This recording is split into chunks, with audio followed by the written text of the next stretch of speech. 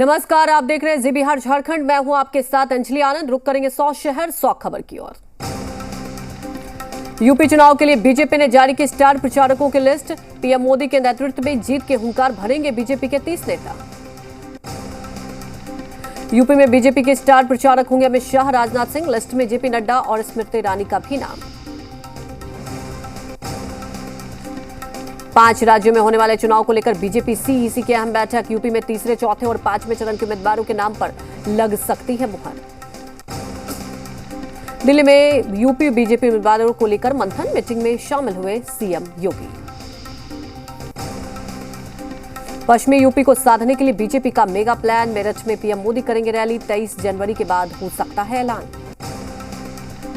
चुनावी हलचल के बीच सीएम योगी आदित्यनाथ का आज ग्रेटर नोएडा का दौरा। जिम्स अस्पताल का करेंगे निरीक्षण। 2 गांव का भी कर सकते हैं दौरा। यूपी बीजेपी अध्यक्ष स्वतंत्र देव सिंह भी लड़ सकते हैं विधानसभा चुनाव। सूत्रों के मुताबिक मिर्जापुर की चुनाव या बुंदेलखंड में कालपी सीट से लड़ सकते हैं चुनाव। बीजेपी में शामिल हुई मुलायम सिंह यादव की छोटी बहू अपर्णा यादव, स्वतंत्र देव सिंह और केशव प्रसाद मौर्य ने दिलाई पार्टी की सदस्यता। बीजेपी में शामिल होने के बाद अपर्णा यादव ने कहा, मैं राष्ट्र की आराधना करने निकली हूं, मेरे लिए राष्ट्र हमेशा ऊपर रहा। अपर्णा यादव ने कहा, मैं हमेशा पीएम मोदी के विचारों से प्रभावित रही, बीजेपी के लिए पूरी ताकत से काम करूंगी। बीजेपी में शामिल होने के बाद जेपी नड्डा और सीएम योगी से मिले अपर्णा यादव। बीजेपी मुख्यालय में हुई मुलाकात। जी मीडिया से खास बातचीत में बोले बीजेपी नेता अपर्णा यादव, यूपी में बनेगी बीजेपी की सरकार। पार्टी जहां से बोलेगी वहां से चुनाव लड़ेंगी। डिप्टी सीएम केशव मौर्य ने कहा, विचारों से हमेशा बीजेपी में थी अपर्णा यादव, विकास कार्यों से प्रभावित होकर अपर्णा बीजेपी में आई। केशव प्रसाद मौर्य ने कहा, अपने परिवार में ही सफल नहीं है अखिलेश यादव, मुख्यमंत्री और सांसद के रूप में रहे नाकाम। स्वतंत्र देव सिंह ने कहा, एसीपी सरकार में था गुंडाराज, अखिलेश सरकार ने आजम खान की चलती थी। सूत्रों के मुताबिक अपर्णा यादव को बीजेपी महिला मोर्चा में मिल सकती है अहम जिम्मेदारी। लखनऊ कैंट से चुनाव लड़ने की भी चर्चा। सूत्रों के मुताबिक मुलायम सिंह यादव के साधु और पूर्व विधायक प्रमोद गुप्ता बीजेपी में होंगे शामिल। औरैया के बिधुना सीट से रह चुके हैं विधायक। अखिलेश यादव ने किया ऐलान, सरकार बनने पर दोबारा शुरू करेंगे समाजवादी पेंशन योजना। गरीब परिवारों को हर साल देंगे 18,000 रुपए। अखिलेश यादव ने कहा, समाजवादी पेंशन योजना से महिलाओं को होगा फायदा। एक्सप्रेसवे के किनारे सपेरों की बस्ती बसाएंगे।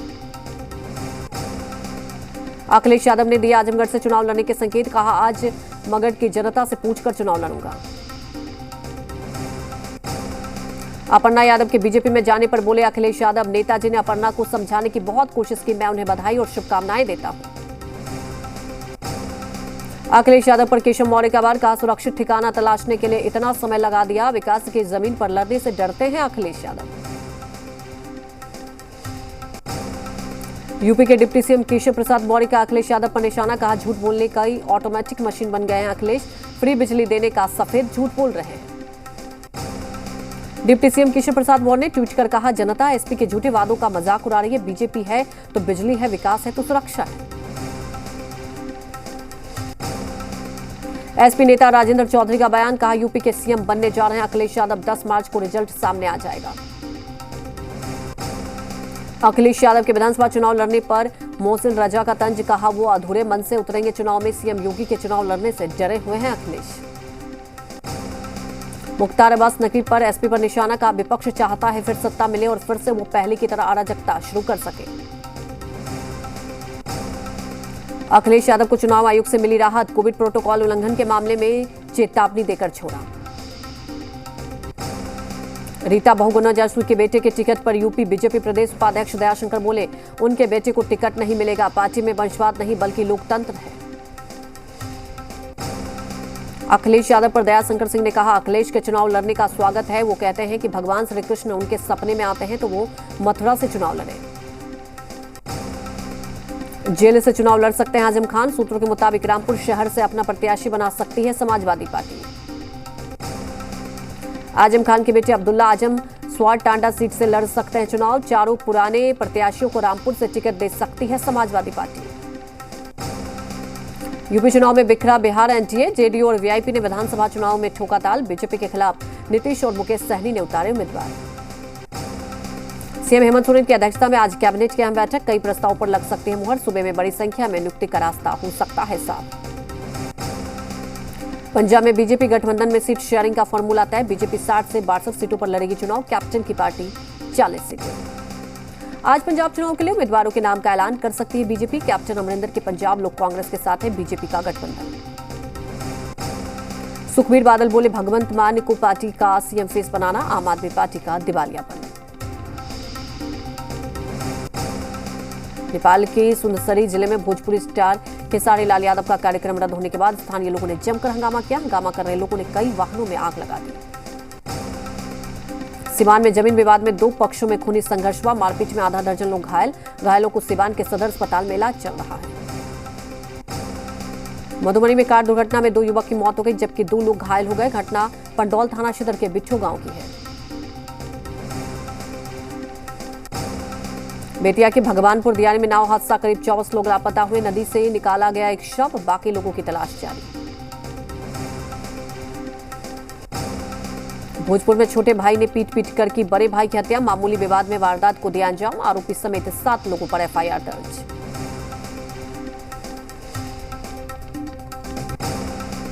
मसौढ़ी में धान की खरीद नहीं होने से किसान नाराज। ग्रामीण ने पैक्स अध्यक्ष को घेर कर किया हंगामा। पुलिस ने प्रदर्शनकारियों को कराया शांत।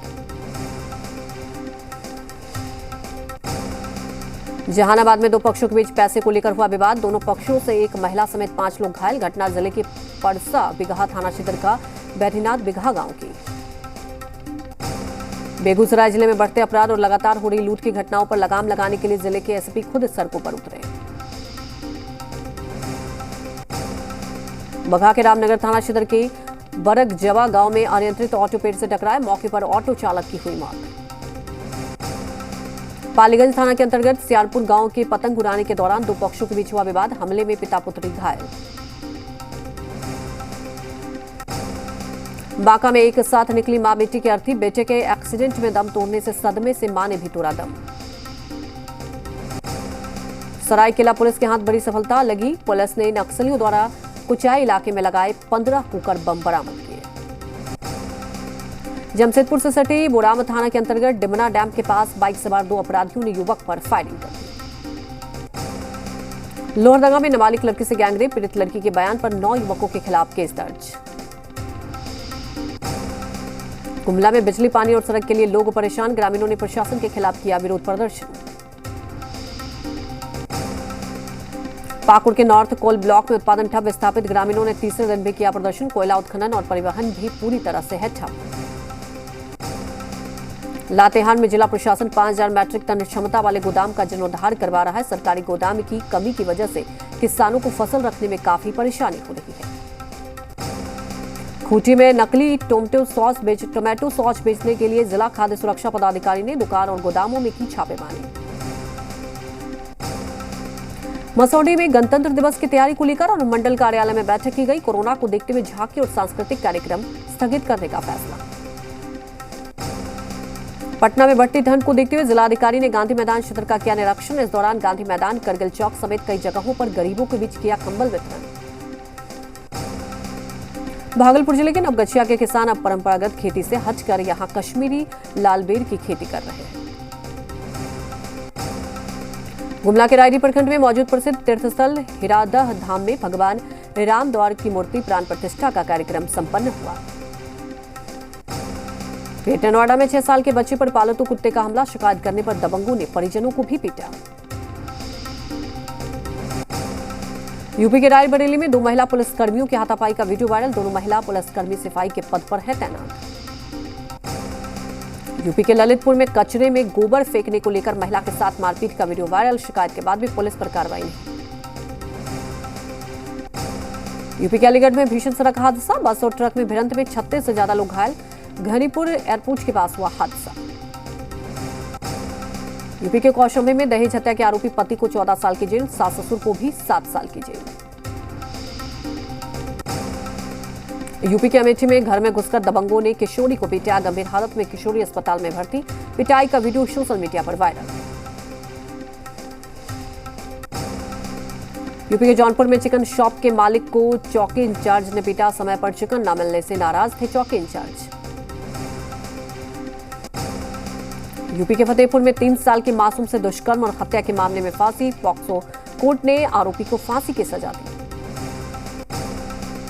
कोरोना से हुई मौत पर मुआवजे में देरी से सुप्रीम कोर्ट नाराज। बिहार सरकार के मुख्य सचिव को लगाई फटकार। कोर्ट ने दिया था 50,000 रुपए मुआवजा देने का निर्देश। देश में अब तक 158 करोड़ से ज्यादा डोज लगाई गई। केंद्रीय स्वास्थ्य मंत्रालय ने दी जानकारी। भारत ने नया कीर्तिमान स्थापित किया। देश में 15 से 18 साल के 50% बच्चों को लगी वैक्सीन की पहली डोज। देश में 5 लाख से ज्यादा लोगों को लगी बूस्टर डोज। 10 जनवरी से बूस्टर डोज अभियान जारी। फिलहाल हेल्थ वर्कर्स, फ्रंटलाइन वर्कर्स और 60 साल से ऊपर के लोगों को लग रही है बूस्टर डोज। मुंबई में ब्लैक फंगस का एक नया केस आया सामने। कोरोना की तीसरी लहर में ब्लैक फंगस का पहला केस दर्ज हुआ।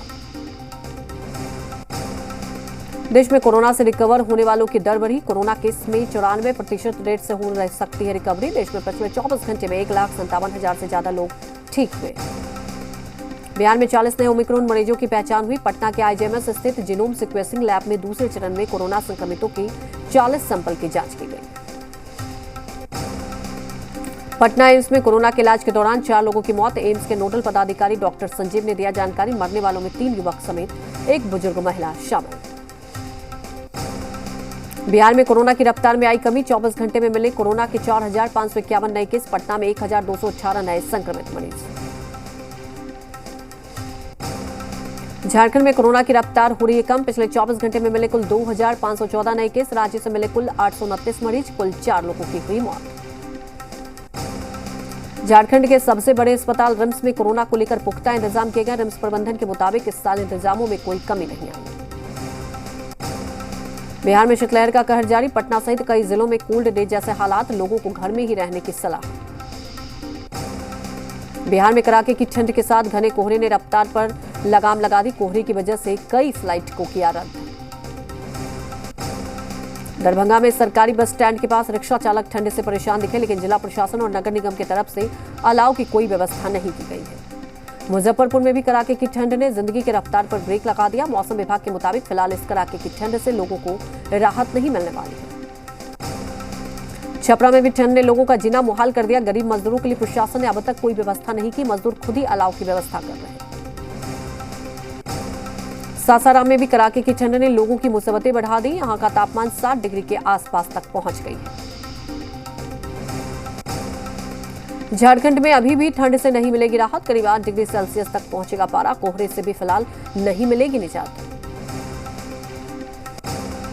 चाईबासा में भी ठंड का कहर जारी। सारंडा समेत जिले के किरीबुरू और आसपास के क्षेत्रों में घने कोहरे और ठंड से जनजीवन अस्त व्यस्त हो गया है। गुड्डा में कड़ाके की ठंड पड़ने से जनजीवन बुरी तरह प्रभावित। इंसानों के साथ साथ मवेशियों को भी काफी दिक्कतों का सामना करना पड़ रहा है। पलामू जिले में भी ठंड काफी बढ़ गई। ठंड की वजह से जनजीवन अस्त व्यस्त हो गया। पलामू जिले का तापमान 5 डिग्री तक पहुंच चुका है। कनाडा के सबसे बड़े शहर टोरंटो में बर्फीले तूफान के बाद हालात बदतर। ऑन्टारियो समेत कई शहरों में भयंकर बर्फबारी। भारी बर्फबारी की वजह से सड़कों पर फंस गई गाड़ियां। दक्षिण पूर्व कनाडा में खराब मौसम की चेतावनी। लेबनान की राजधानी बेरूत में विस्फोट पीड़ितों का प्रदर्शन। जांच तेजी के लिए आने की मांग। बेरूत में 2020 में हुए धमाके में 215 लोगों की हुई थी मौत। चिली की राजधानी सैंटियागो में अनोखी ड्रोन शो का आयोजन। 200 ड्रोन्स की मदद से लोगों के लिए एक लाइट शो का आयोजन किया गया। बजाज फाइनेंस ने जारी किए तीसरे क्वार्टर में प्रॉफिट के आंकड़े। कंपनी को हुआ 83% का लाभ। सोने के दाम में दर्ज की गई 23 रुपए की गिरावट। सोने का दाम 47,814 रुपए प्रति 10 ग्राम पर पहुंचा। डॉलर के सामने एक बार फिर रुपए की कीमत में आई गिरावट। $1 की कीमत 74 रुपए 50 पैसे हुई। अफगानिस्तान में भूख और ठंड के कारण बुरा हाल। संयुक्त राष्ट्र ने अफगान की मदद के लिए की अपील। लगभग 90 लाख लोग अकाल की कगार पर। 18 मार्च को रिलीज होगी अक्षय कुमार की action comedy film Bachchan Pandey. Social media पर फिल्म के पोस्टर के साथ अक्षय ने शेयर की रिलीज डेट। एक्टिंग स्कूल के दिनों को विक्की कौशल ने किया याद। शेयर किया सालों पुराना वीडियो। परिणीति चोपड़ा ने शेयर की स्कूबा ड्राइविंग की तस्वीरें। सोशल मीडिया पर जमकर वायरल हो रही है तस्वीरें। कियारा आडवाणी ने अपनी मालदीव वैकेशन से शेयर किया वीडियो। बोट से समंदर का नजारा देखती नजर आ रही है कियारा। यहां रुकेंगे एक छोटे से ब्रेक के लिए, जल्द हाजिर होते हैं।